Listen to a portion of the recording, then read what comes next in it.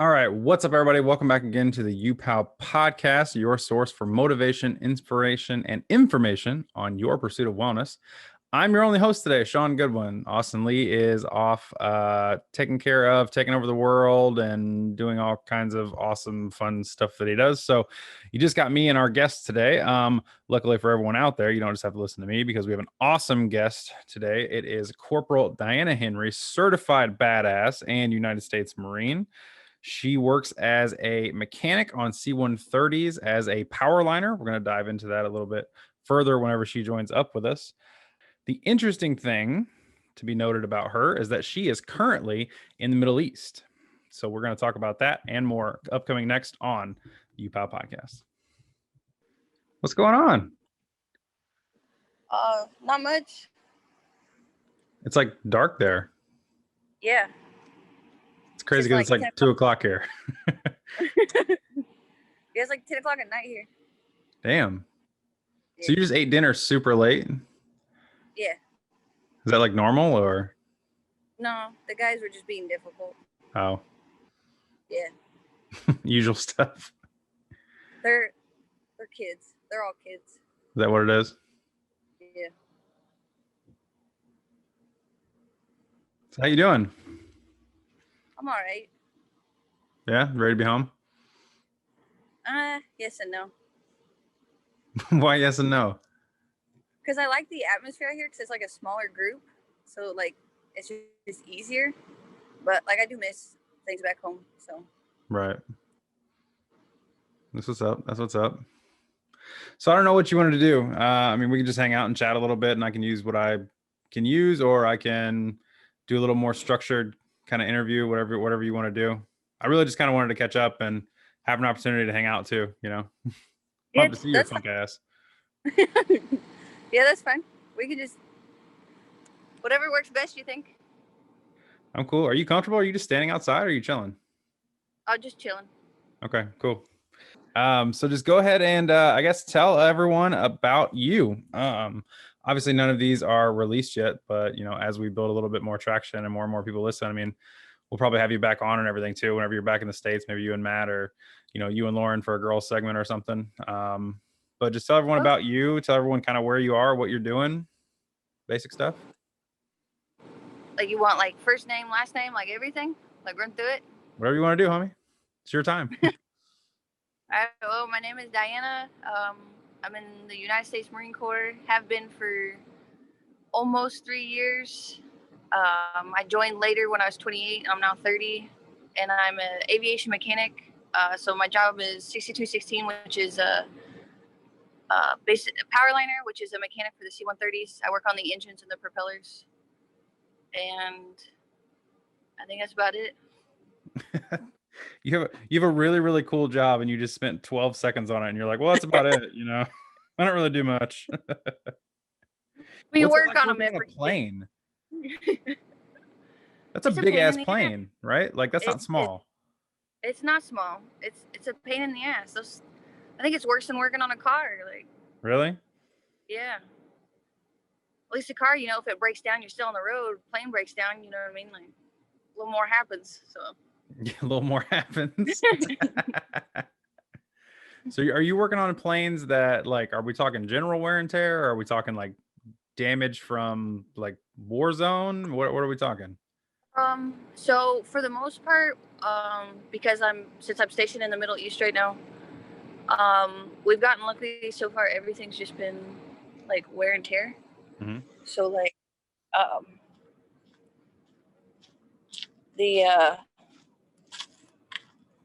it's just from flying them so much, because literally, like, they do multiple flights a day. Yeah. And I'm gonna move somewhere where there's a little more light. But so like for the C-130s, what we mainly use them for, like, not only do we use them for like cargo drops, we use them for aerial refueling. So they'll refuel the jets and different things like in mid-flight, and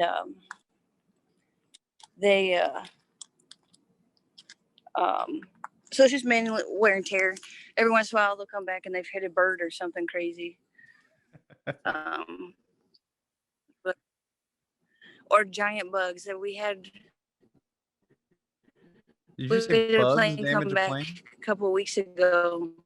I kid you not, I found a bug wing like this big, yellow spots everywhere, and they were like, "We found wings this big." I don't know what they were. I don't want to know whether since they had wings that big. Yeah, our Wi-Fi connections suck out here. Oh yeah, I can't imagine why. Yeah. You're in the middle of fucking nowhere. It's crazy. Okay, so we were talking about these big ass bugs that I'm now very, very interested in. Yeah, we were told they might have been locusts, but like we were pulling like wings out of like the engine and stuff, because like they go into like the scoops, Mm-hmm.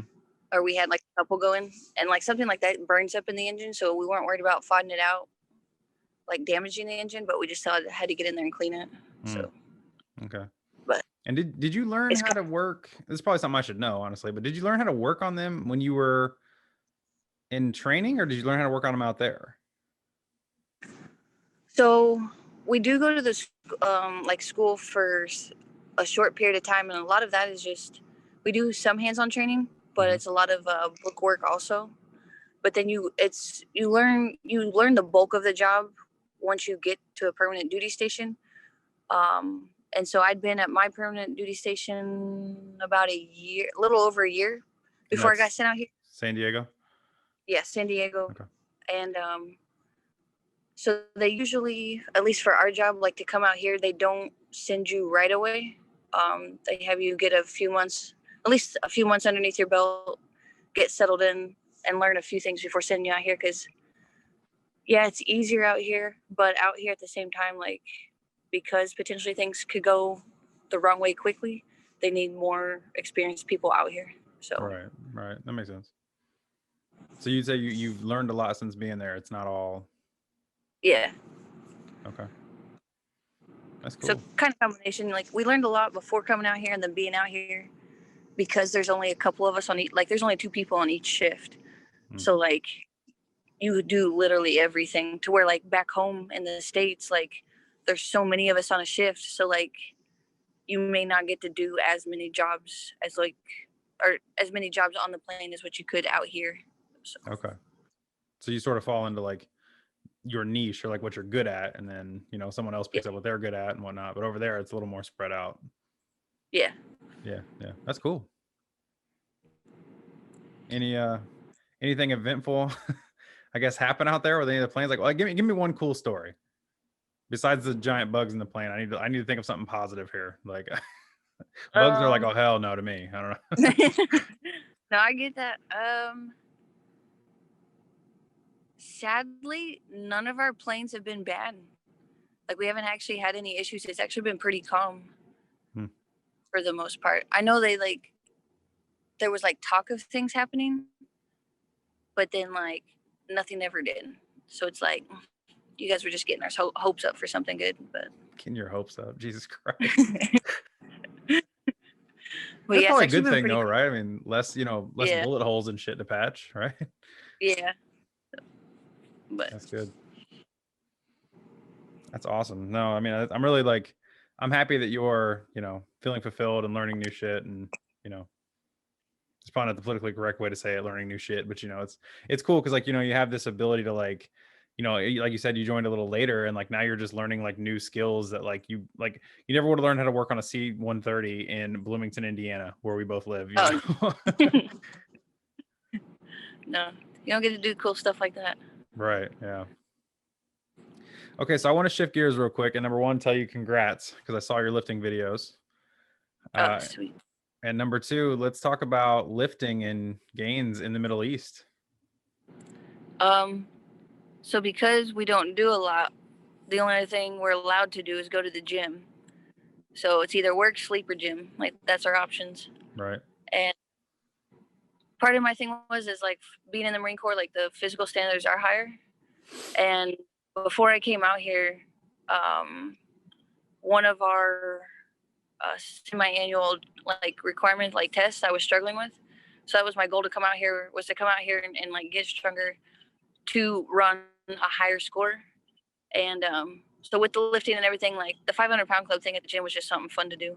But Right. I actually, a couple days before that, I actually ran the test I had to do, and I actually scored the best score I've ever gotten while doing it. So There like you go. it's the PFT, and it's Physical pull-ups or fitness push-ups. test.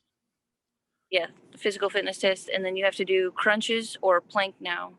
And then the last event is a 3-mile run. And my average before I was a third class, which is usually like in the hundreds. And then I actually ran a 2:35, which is just barely a first class. But I'm gonna take it because it's like that's the best I've done. So, Hey, hell yeah, but that's awesome. And then yeah. what was your bench, squat, and deadlift? So the deadlift or the squat was 215. The deadlift was 235. And then the bench press was 90, 135. One plate. Yeah, 130. Yeah, one plate. Yeah, come a long way. When I trained you, you benched the Yeah. bar. So Yeah. Yeah. there's a definite strength increase with being a United States Marine, huh? Yeah.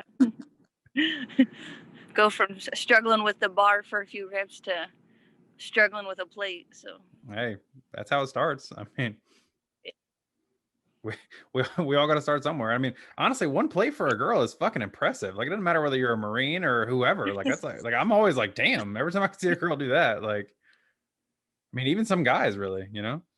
That's not true. yeah. Some guy, if you're a guy and you can bench a plate, I'm sorry for all the listeners who only bench one plate. My bad, but like, That better just be a warm up. right? You know. Yeah, definitely. Well, that's why with like with the pull-ups, like you know how like I couldn't even do one when you were training me. Mm-hmm. On my test, I got 12. 12? 12. Damn, kid. And like I had some of the guys, they were like, because they're like, oh Henry, if you can get more than 8, we'll buy your drinks at one of our stops going home. And I was like, all right. Bet. And the one guy, he was like, okay, that did the bet. I was like, okay. And I just started ripping them out, and I was determined to at least get 9. I was like, because I was confident, like 8. And then I was like, you know what? Like, I can do 9 for sure. And so then the next thing I knew, they were yelling 12. And I was like, I'm done then. That's awesome. So just motivated just strictly by booze? Is that what it was? A little bit, yeah. Because I was free drinks. Why not? Yeah, I imagine. You guys, you don't have any like a bar or anything on base, right? No. Kuwait itself is a dry it's a dry area or whatever. And The whole country? I believe so, yeah. Damn. The base doesn't have anything, and then we can't ask to have anything right out here either. So, So we go the entirely sober trip then. Yeah, the whole trip, yeah. Your tolerance is going to be so low. How are you ever going to keep up with me? I don't know. I've got a couple weeks to figure it out. I'm just saying. You message me all the time. You're like, hey, we're doing shots when I get home. Like, if you ain't drinking X amount of months, you better be careful. I weigh a lot more than you. That's all I'm saying.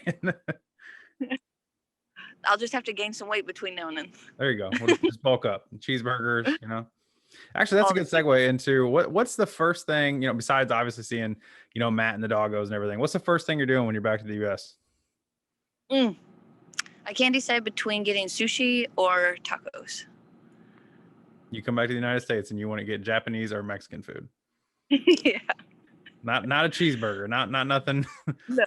No. I want I don't know. Those are just what sound good.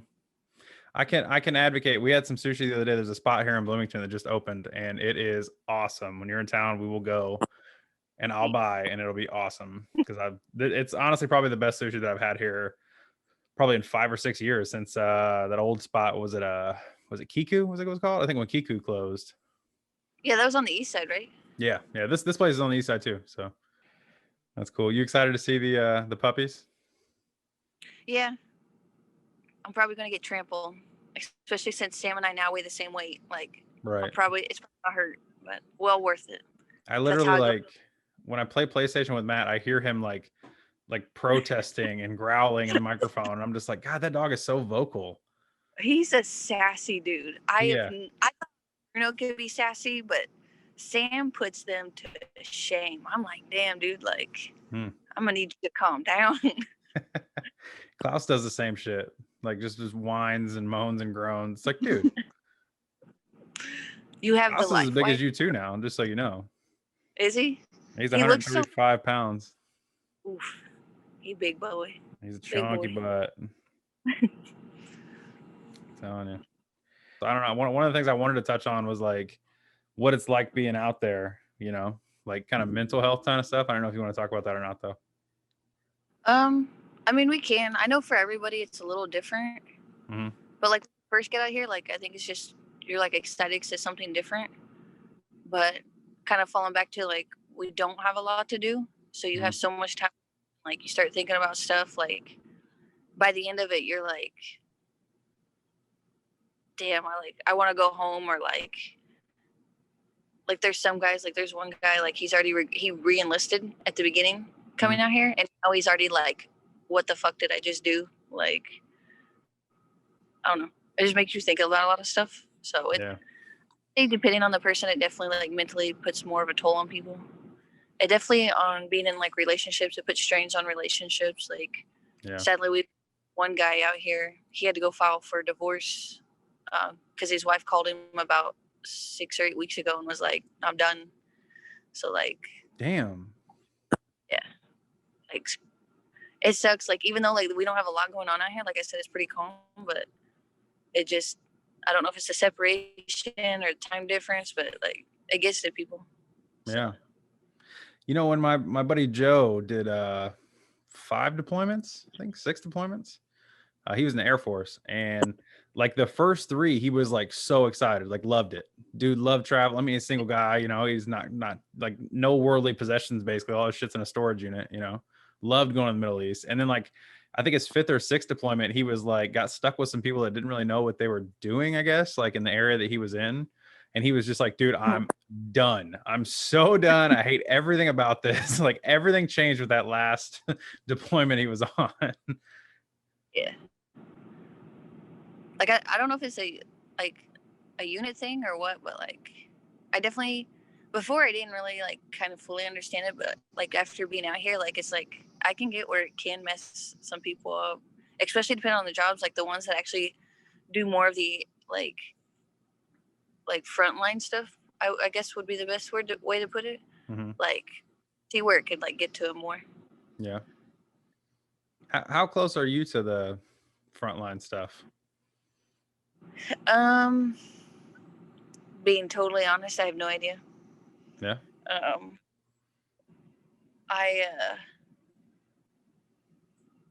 I know a couple of our planes like will fly.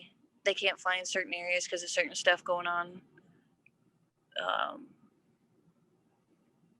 But much past that, as it's a distance like from where we're stationed to what's going on, I don't know.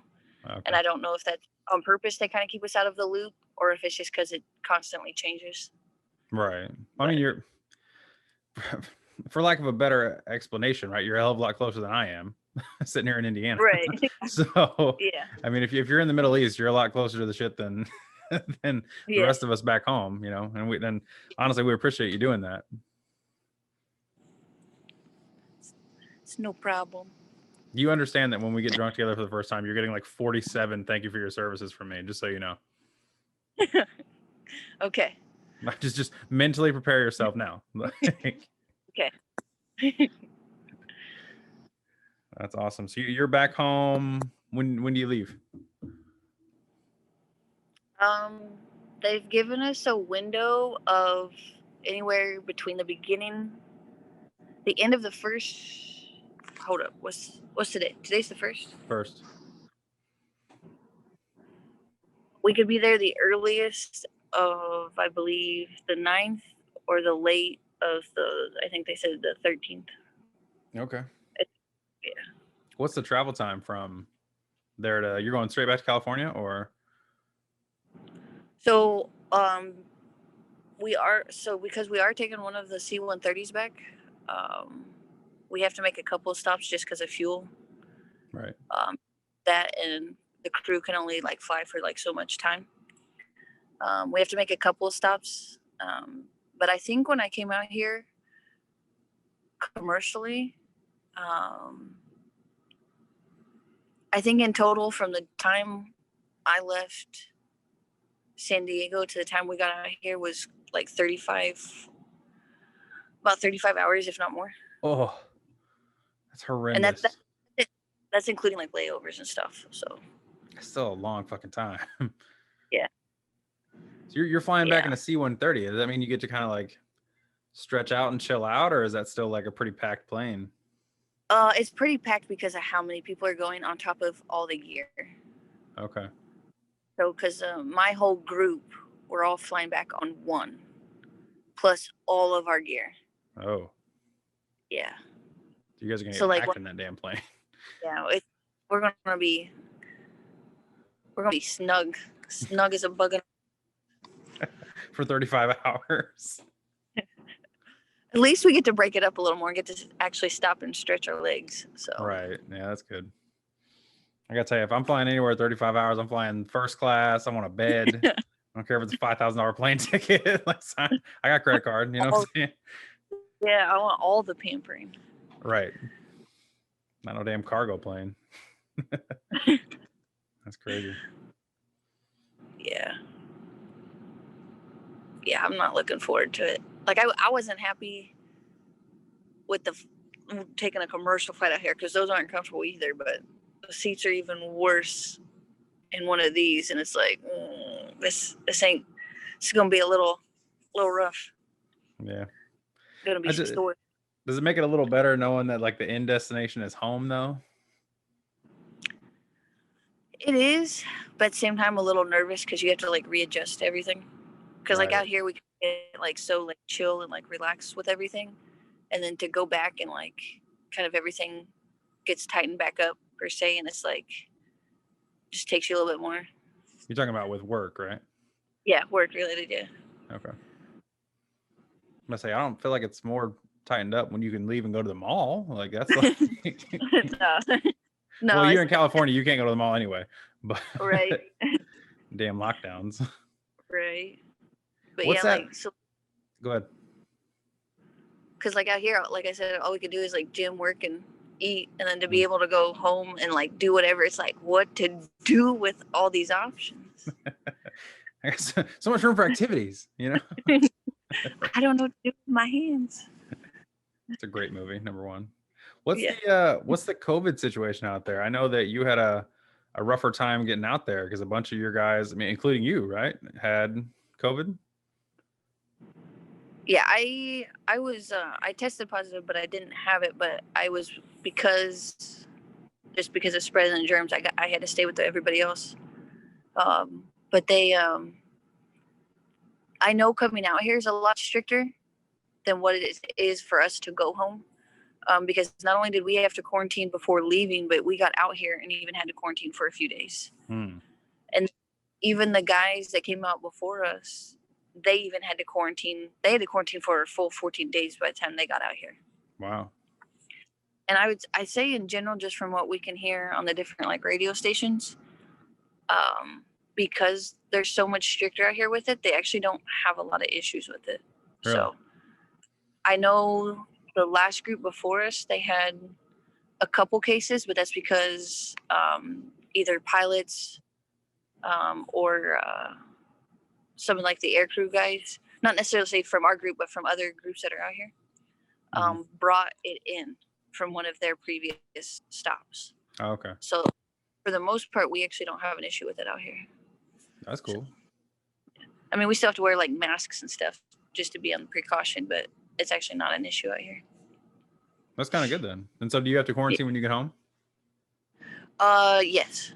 Okay.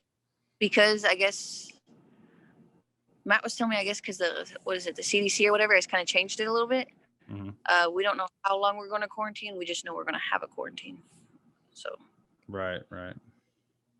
Because we're still like at work, like if we're like a close contact or whatever, then we have to quarantine for like, I think it's 14 days. If you just quarantine, and then if you get a negative test, I think they'll let you out in 10. because that's what I did Oh, whenever dang. Lauren had it. Mm. Because I was in the same boat as Matt, where like Lauren tested positive. I mean, she had symptoms, you didn't, obviously, but when Lauren tested positive, I never did. I was negative like 3 times. So I think it's Nice. because I'm bulletproof. Could be like you might be the cure. That's what I'm saying. I'm like, yo, maybe I'm it. You know what I'm saying? All right. Well, hey, I want to be respectful of your time, and I know it's getting late out there. So thank you for coming on and, chatting with me, obviously, and updating not only me, but everyone else that's going to listen to this. And it's a pretty rare opportunity to talk to someone who's, actively stationed in the Middle East during the all the craziness in the world and everything else that's going on. And, we're certainly happy to have you coming back. And, of course, thank you for your service and all that stuff that I'm going to tell you another 500 times whenever you get back here in the States. Anything else Yeah. you want to say before we roll? No, was that everything? I mean, yeah, pretty much. We can cover some other stuff. I could stop the recording. It's up to you. Anything else you want to talk about? I mean, I don't want to delve too deep, like into like, oh, do you miss your husband? Like, yeah, no shit, right? Like, I get it. No, it's good. So